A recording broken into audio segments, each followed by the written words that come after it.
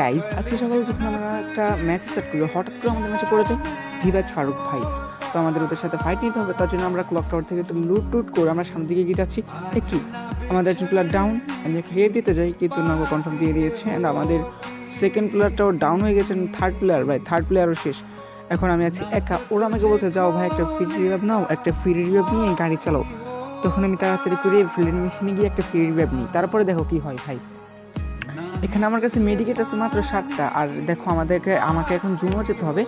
এখানে ভিভাজ ফারুক বারো কিল করতেছে। তো দেখো আমি এখানে যখনই জুনে যাব তখন দেখো ভাই কি একটা কাণ্ড ঘটে ভাই, চারদিকে ফাইট হচ্ছে, সব গ্লোয়াল দেখা যাচ্ছে, আর মাত্র ভিভাজ ফারুক ভাই বেঁচে আছে আর আমাদের স্পটের আমি বেঁচে আছি। তো দেখো কি হয়, ফারুক ভাই আমার গাড়িটা ফাটিয়ে দিল।